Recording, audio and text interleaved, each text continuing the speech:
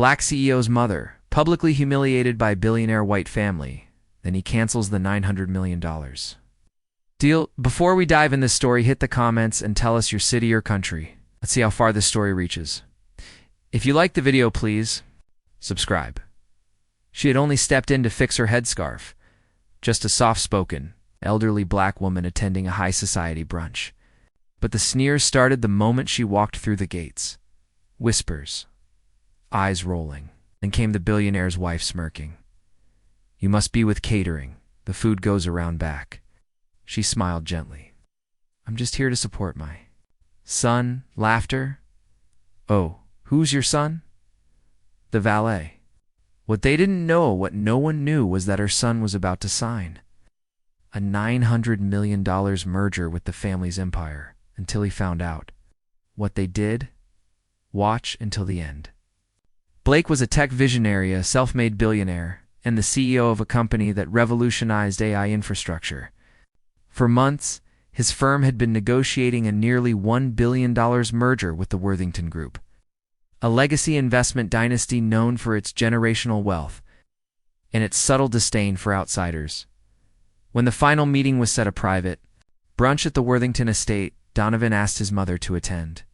For her, it was never about money, just pride. She had scrubbed floors so her son could build computers. Wearing her Sunday best and a simple headscarf, she entered the estate garden with grace.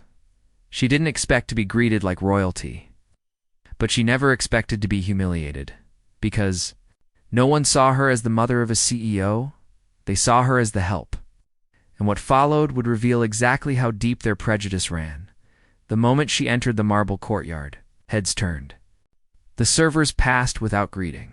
Guests glanced, then looked away. She found a quiet spot away from the crowd, smoothing her scarf and waiting for Donovan. That's when Caroline Worthington, the billionaire's wife, walked up, holding up a champagne flute. "Sweetie, the catering staff should be in uniform." "And that head wrap?" "Not part of the dress code." Mrs. Blake blinked. "I'm not with the staff." Caroline chuckled. "Oh, darling, it's fine. I'm sure your employers won't mind if you sneak a plate early. Go on now." And she turned to another guest and loudly asked, "Who lets staff family roam around brunch? This isn't a soup kitchen." Mrs. Blake felt the heat in her chest but said nothing. Grace was something life had taught her to carry. Minutes later, Donovan arrived and spotted his mother standing alone. His smile faded. "Why are you back here?" he asked. She gave a soft answer. "They thought I was kitchen staff." Donovan's jaw tightened. Then he looked up and caught Caroline laughing with her friends. Pointing, the board members smiled. Clueless, the Worthingtons thought they had secured the deal, but Donovan wasn't about to let them walk away from what they'd done, not without consequence. Donovan stood at the head of the long outdoor table. The champagne flowed. Laughter echoed, and then silence. "I'd like to say a few words before we finalize this deal," he began. "Today I watched how you treated a woman who gave up everything so I could stand here.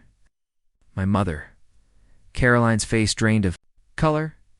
"You didn't see her as family. You saw her as invisible, disposable." He paused. "And if that's how you treat people without power, I'd be a fool to give you more of it." He took the contract, folded it, and dropped it on the table. This $900 million deal, off the table. Gasps, then silence so heavy it cracked the air. He looked at his mother. "Let's go home." The Worthingtons lost billions in projected value overnight. The press caught wind. So did everyday watchdog. But for Donovan, this wasn't about headlines. It was about dignity. He didn't cancel the deal out of anger. He canceled it to send a message. You don't get to insult the people who made me and then profit from what I built. Later that week, he posted a single photo of his mother in that same headscarf with the caption, "CEO Bloodline." Viral. Because this wasn't just a story about money. It was a story about the price of disrespect. So ask yourself, what would you do if someone disrespected your roots in front of your success? Would you stay silent? Or would you walk away from $900 million with your head held high? If you enjoyed this story and thought it provoking, don't forget to like, share, and subscribe for more powerful narratives. Let us know your thoughts in the comments.